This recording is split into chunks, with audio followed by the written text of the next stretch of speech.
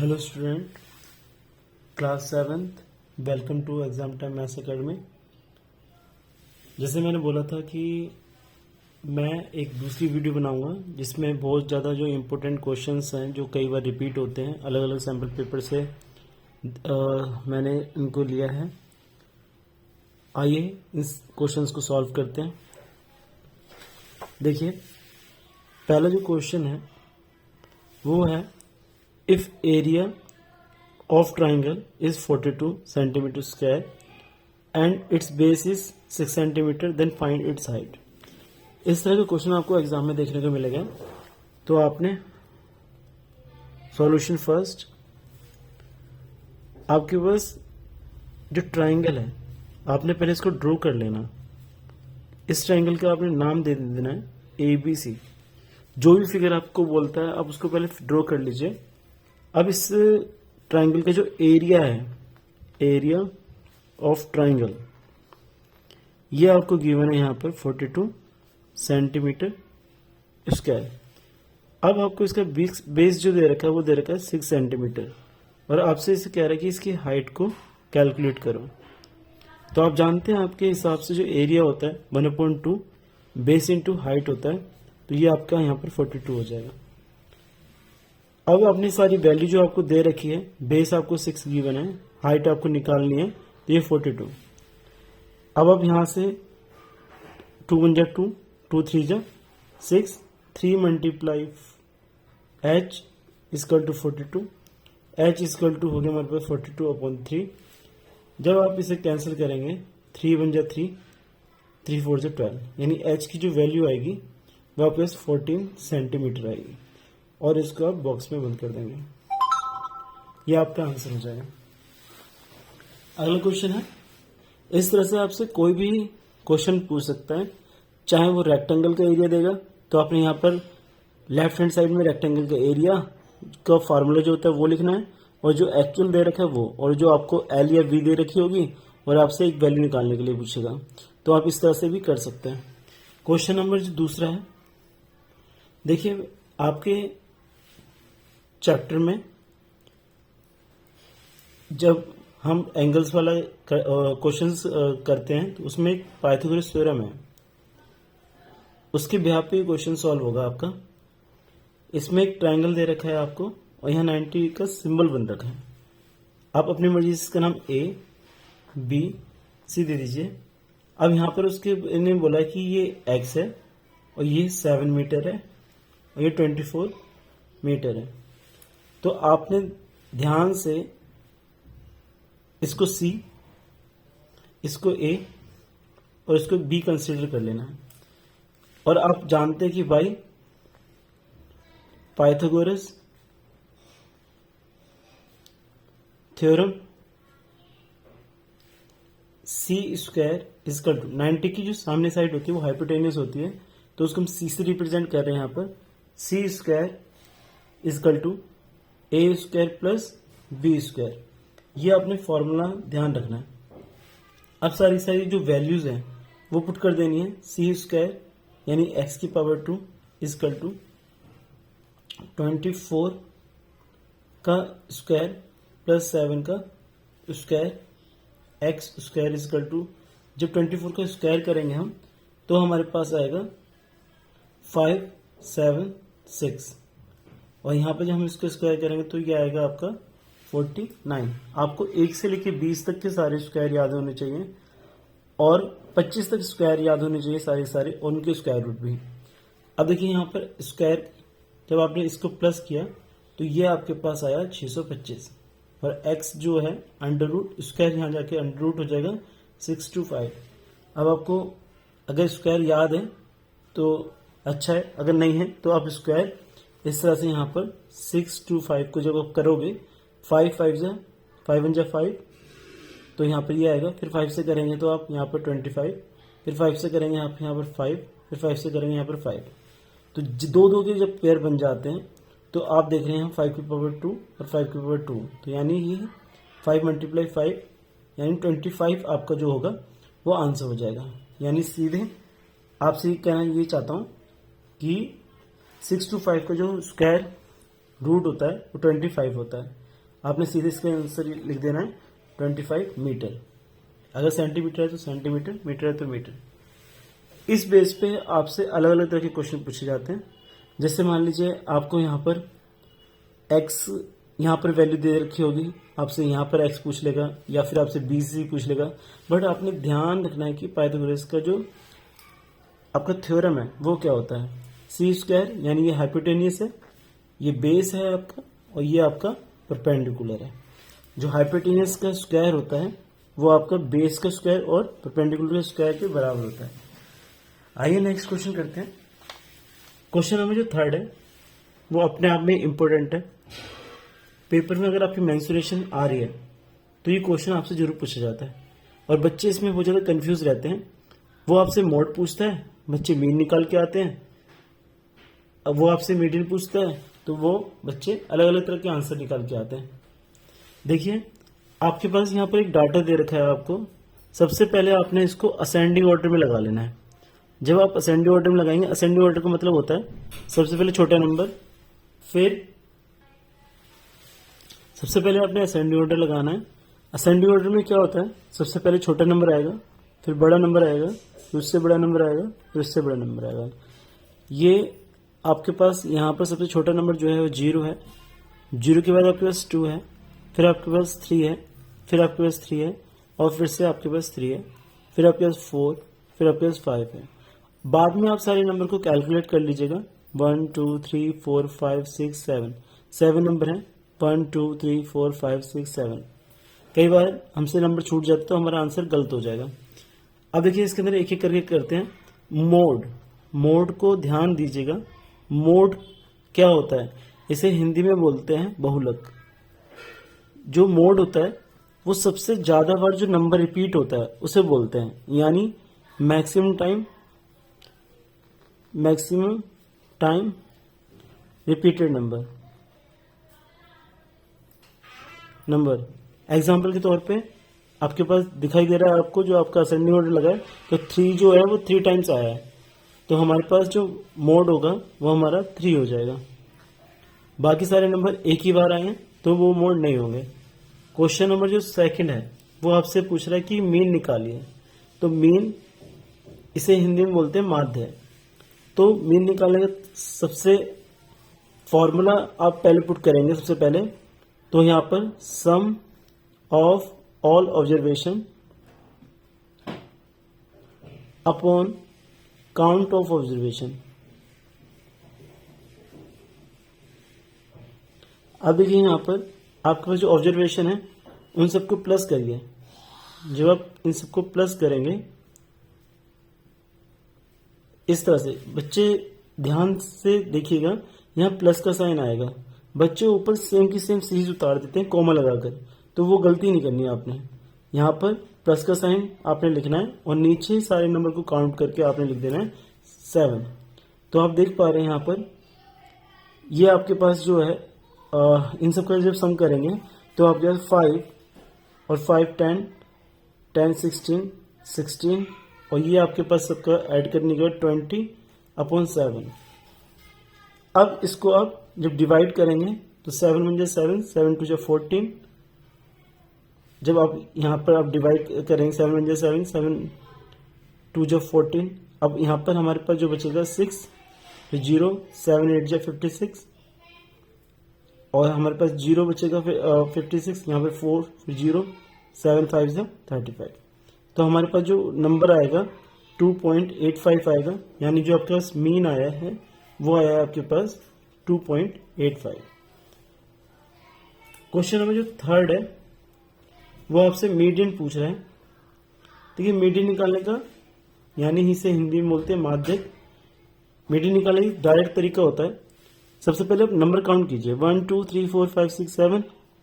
तो 3 नंबर इधर जाएंगे और 3 नंबर इधर, जो बीच में होगा वही हमारा क्या होगा, मीडियन। तो आपके पास जो मीडियन है वो क्या है, 3 है। बट अगर आप इसे फॉर्मूला से करना चाहते हैं तो सबसे पहले n देखिए वो क्या है, 7 है, यानी आपके पास ऑड नंबर है। और इसका जो मीडियन का फॉर्मूला होता है, अगर आप इसे डायरेक्ट नहीं करते, अगर आप डायरेक्ट भी करते हैं तब भी आपको नंबर मिलेंगे। अगर मीडियन निकालते हैं तो n + 1/2 TH टर्म, तो n की जो वैल्यू थी वो थी 7 प्लस का 1/2 टर्म, तो आपके पास आया ये 8/2 टर्म, और यहाँ पर आपके पास सब इसे कट करेंगे तो 4, यानी कितना आ जाएगा आपके पास 4th टर्म, यानी 4 टर्म आप काउंट करेंगे 1 2 3 4, यानी आपका जो आंसर आएगा वो 3 आंसर आ जाएगा आपका। देखिए लास्ट इसमें जो क्वेश्चन है वो आपसे रेंज पूछ रहा है, और रेंज एग्जाम में जरूर पूछता है। तो आपके पास जो 4th क्वेश्चन है इसका, क्वेश्चन नंबर 3 का, तो रेंज जो निकालने का तरीका होता है, सबसे जो बड़ा नंबर होता है उसमें से आप छोटे नंबर को माइनस कर देंगे, यानी सबसे बड़ा नंबर आपके पास 5 है और सबसे छोटा नंबर 0, यानी आपकी जो रेंज आएगी वो आएगी आपके पास 5। क्वेश्चन नंबर 4, इसमें आपने x और y की वैल्यू बतानी है। जैसे आप दिखाई दे रहा है, आपको एक ट्रायंगल दे रखा है और यहां पर आपके पास 130 वैल्यू है, ये आपके पास 50 है, और यहां पर आपको x है। तो आप जानते हैं कि ये ट्रायंगल है, तो एक्सटीरियर जो एंगल होता है, देखिए एक्सटीरियर जो एंगल होता है हमारा यानी 130, वो इक्वल होगा sum of interior angle of other side, मतलब इस साइड को छोड़कर जो अदर साइड है उसके इक्वल होगा, यानी ये 130 आ चुका है और यहाँ पर आपके पास x प्लस के 50 आ चुका है। जब ये यहाँ पर जाके सब्ट्रैक्ट होगा तो x की वैल्यू जो आएगी हमारे पास 130 माइनस के 50, यानी x की वैल्यू जो आप इसे माइनस करेंगे तो आपके पास जो आंसर आएगा वो आपके पास बचेगा 80। तो ये हमारा यहाँ पर x की वैल्यू है। सेकंड क्वेश्चन है, अगर आप यहाँ से वो आपसे y की वैल्यू पूछ लेता है तब भी आप कर पाएंगे। अब जानते हैं कि ट्राइंगल के अंदर तीनों का जो सम होता है वो 180 होता है, यानी एंगल 50 प्लस का x प्लस का y इक्वल टू 180, क्योंकि ऑल इंटीरियर एंगल जो होते हैं वो हमारे एंगल इन ट्राइंगल इज 180। तो हमारे पास x की वैल्यू आई थी वो थी 80 प्लस के y इक्वल टू 180। अब आपने यहाँ से जब इसको माइनस करेंगे 130, ये 130 होगा, 130 इधर जाके माइनस हो जाएगा, तो y की वैल्यू जो हमारे पास आएगी वो आएगी आपकी 50। ये हमारा x और y निकल के आएगा। अगला क्वेश्चन जो है हमारे पास वो इसी का सेकंड पार्ट है। आप मुझे इसे कमेंट बॉक्स में अब बताइएगा आप x की वैल्यू आप किस तरह से निकाल पाएंगे और क्या आपकी x की वैल्यू आ रही है, क्योंकि इसके अंदर सारी साइड इक्वल है तो सारे एंगल जो होंगे वो इक्वल हो जाएंगे। तो आप इसको भी सॉल्व करके बताइएगा आपकी जो x की वैल्यू आई है वो क्या आई है। क्वेश्चन नंबर जो हमारा 5th है वो आपसे कह रहा है कि अगर इसका जो रेडियस है OA, तो OA यानी कि जो होगा वो रेडियस होगा, वो दे रखा है आपको 21 सेंटीमीटर। देन आपने फाइंड करना है फर्स्ट डायमीटर। तो डायमीटर आप जानते हैं 2 मल्टीप्लाई R होता है, तो 2 मल्टीप्लाई 21 यानी 42 सेंटीमीटर हो जाएगा। दूसरा क्वेश्चन इसी का सरकमफ्रेंस, आपसे सरकमफ्रेंस पूछ रहा है, तो सरकमफ्रेंस जो निकालने का तरीका होता है वो 2 पाई R होता है, तो 2 मल्टीप्लाई 22/7, और रेडियस आपका जो निकल के आया था या दिया था वो आपको 21 दे रखा है। 7 × 7, 7 × 21। अब आप जो नंबर्स हैं इनकी आपस में मल्टीप्लाई करेंगे तो आपके पास यहाँ पर 6 मल्टीप्लाई 22, जब आप मल्टीप्लाई करेंगे 6 × 2 = 12 और यहाँ पर 132 सेंटीमीटर। एरिया कैलकुलेट करना है आपने थर्ड पार्ट में, तो एरिया पाई R स्क्वायर होता है सर्कल का, जो आप इसमें वैल्यू पुट करेंगे 22/7, 21 मल्टीप्लाई 21, आप इसे कट करेंगे यहाँ पर 3, तो यानी 22 मल्टीप्लाई 63, और इसकी जो आप मल्टीप्लाई करके साथ में सेंटीमीटर का स्क्वायर आप इसका आंसर लिखेंगे। नेक्स्ट क्वेश्चन जो है आप इसको कैलकुलेट करके आप यहाँ पर आंसर लिख लीजिएगा। नेक्स्ट जो है हमारे पास वो है फाइंड मोनोनोमियल्स, बाइनोमियल एंड ट्राइनोमियल्स। देखिए आपको यहाँ पर कुछ नंबर्स दे रखे हैं या फिर आपको एक्सप्रेशन दे रखा है यहाँ पर, तो उसके अंदर आपसे ये पूछ रहा है कि इसमें मोनोनोमियल क्या होगा, बाइनोमियल क्या होगा और ट्राइनोमियल। याद रखिएगा सबसे पहले आपको इसकी डिफाइन क्लियर होनी चाहिए। जो मोनोनोमियल्स होते हैं उसका मतलब होता है एक, इसमें सिर्फ ओनली वन टर्म होती है। बाइनोमियल जो होता है जिसके अंदर टू टर्म्स होती हैं, और ट्राइनोमियल जो होता है तो उसके अंदर थ्री टर्म्स होती हैं। अब देखिए ध्यान से क्वेश्चन को आप समझ पाएंगे। पहला जो है हमारे पास सिर्फ एक ही टर्म है, तो जो 6x हो जाएगा हमारे पास वो हो जाएगा हमारे पास मोनोनोमियल। 1 और 2 इसमें टू टर्म्स हैं, यानी ये जो है हमारे पास 37 प्लस का 7x। तीसरा क्वेश्चन जो है हमारे पास 1 2 3 थ्री टर्म्स हैं, तो ये हमारे पास हो जाएगा 40 प्लस का 5y प्लस का 3z। ये आपका हो गया ट्राइनोमियल। फोर्थ जो इसके पार्ट है इसमें दो टर्म दे रखी हैं, तो कॉमा डाल के आप यहाँ पे लिखेंगे 7y प्लस के 5। नेक्स्ट जो देखिए ध्यान से, ये मुझे बताइएगा कि कौन सी टर्म है, ये मोनोनोमियल है या फिर बाइनोमियल है। क्योंकि इसके अंदर आप देख पा रहे हैं 7x प्लस के 0। इसमें बच्चे इसको देखकर बहुत ज्यादा गलतियां करते हैं, तो आप मुझे कमेंट बॉक्स में बताइएगा अगर आपका आंसर मोनोनोमियल है तो क्यों है, अगर बाइनोमियल है तो क्यों है। नेक्स्ट जो है क्वेश्चन नंबर हमारे पास 7 है। इस सीधे एक्सपेरिमेंट पावर का क्वेश्चन है आपका। यहां पर a की power 2m divide by a की पावर m। देखिए वैसे तो बच्चे अगर ये न्यूमेरिकल वैल्यू होती है तो बच्चे आराम से क्वेश्चन को सॉल्व कर लेते हैं, बट जब अल्फाबेटिकल वैल्यू आ जाती है तो बच्चे क्वेश्चन को छोड़ देते हैं। तो आपने इसे छोड़ना नहीं है, आपने सेम जैसे आप न्यूमेरिकल सॉल्व करते हैं वैसे आपने इसको सॉल्व करना है। यहाँ पर देखिए डिवाइड का मतलब आप इस तरह ले सकते हैं। आपको पता है जब पावर डिवाइड में होती है तो ऊपर जाके सब्ट्रैक्ट हो जाती है, तो 2 की पावर m माइनस का m। और जब आपको पता है कि 2m में से अगर एक m जाएगा तो यहाँ हमारे पास सिर्फ a की पावर m बचेगा, यानी आपके पास यहाँ पर जो आंसर आ जाएगा a की पावर m आ जाएगा। इसका सेकंड पार्ट जो है वो आपसे कह रहा है कि a की पावर m मल्टीप्लाई a की पावर 3m।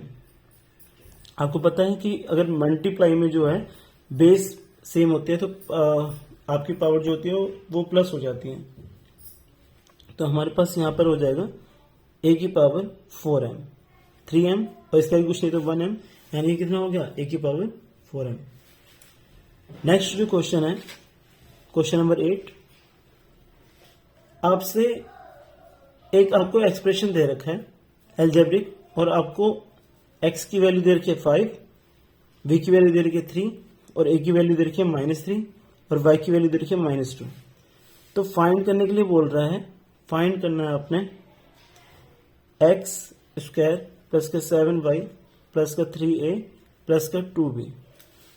सो पुट करेंगे जब इसके अंदर सारी वैल्यू ऑल वैल्यू, जब हम इसके अंदर ऑल वैल्यूज पुट करेंगे तो आपके पास x का स्क्वायर यानी 5 की पावर 2, 7 मल्टीप्लाई y की जो पावर दे रखी है वो नेगेटिव में दे रखी है तो आपने ब्रैकेट के अंदर इस तरह से रखना है, और प्लस 3 मल्टीप्लाई a की वैल्यू आपको नेगेटिव में दे रखी है तो माइनस का जो नंबर होगा वो आपका ब्रैकेट में क्लोज होगा। फिर 2 मल्टीप्लाई आपका 3। अब इसे कैलकुलेट करने का तरीका देखिए। 5 का स्क्वायर आपका जो होगा वो 25 हो जाएगा, और प्लस 7 मल्टीप्लाई y की वैल्यू जो थी वो -14 हो जाएगी आपके पास, और प्लस 3 की मल्टीप्लाई जब 3 से करेंगे तो माइनस के 9 आएगा, और 2 मल्टीप्लाई जब 3 करेंगे तो ये आपका 6 हो जाएगा। अब आपने सबसे पहले जैसे आप इंटीजर को सॉल्व करते हैं वैसे ही करेंगे। प्लस माइनस आपका माइनस हो जाएगा 14, प्लस माइनस अगेन माइनस हो जाएगा आपका 9, और यहाँ हमारा 6। अब जो नंबर है प्लस वाले उनको एक साथ प्लस करेंगे तो ये आपका 31 हो गया, और ये माइनस माइनस भी प्लस हो जाएगा। जब आप इसके अंदर जब इसे प्लस करेंगे तो ये आपके पास 23, और जब इन दोनों को आप सब्ट्रैक्ट कर लेंगे वो हमारा क्या हो जाएगा, आंसर आ जाएगा। नेक्स्ट जो क्वेश्चन है हमारे पास 9, ध्यान से देखिएगा। एक्सपेरिमेंट पावर का क्वेश्चन है। पहला क्वेश्चन है 2 मल्टीप्लाई 3 की पावर 4 2 पावर 5, और जब यहाँ 9 मल्टीप्लाई 4 टू पावर 2। अब जब देखिए यहाँ पर सबसे पहले आपने ये देखना होता है सारे नंबर जो हैं वो प्राइम हैं। 2 प्राइम नंबर है, 3 प्राइम नंबर है, 2 प्राइम नंबर है, बट 9 प्राइम नहीं है। तो 9 को आप यहाँ पर साइड से आप इसको प्राइम फैक्टराइजेशन करेंगे। जब आप इसका प्राइम फैक्टराइजेशन करेंगे तो 9 को आप 3 की पावर 2 ले सकते हैं। ऐसे ही 4 जो है वो भी प्राइम नंबर नहीं है, तो 4 को जब आप इस यहाँ पर प्राइम फैक्टराइजेशन करेंगे तो आपके पास 4 की जगह आप 2 की पावर 2 ले सकते हैं। अब सारी वैल्यू जो है वो लिखिए। इसकी पावर कुछ नहीं तो 1 होगा, 3 की पावर 4 और 2 की पावर 5, 3 की पावर 2 ले सकते हैं इसको, और 2 की पावर 2 और इसकी पावर 2। सेम बेस होने में ऊपर पावर प्लस हो जाएंगी, यानी 2 की पावर 1 प्लस के 5, और यहाँ पर देखिए 3 की पावर 4, नीचे 2 की पावर 3 की पावर 2 और 2 की पावर 4 हो जाएगा। 2 2 जा 4। जब मल्टीप्लाई में होती है ब्रैकेट में तो पावर मल्टीप्लाई हो जाती है। अब आपके पास फाइनली जो आपके पास आ गया 2 की पावर 6, 3 की पावर 4 और 3 की पावर 2 और 2 की पावर 4। अब देखिए इस डिवाइड में है तो पावर ऊपर जाके नेगेटिव हो जाएंगी। 2 की पावर 6 माइनस के 4 और 3 की पावर 4 माइनस का 2।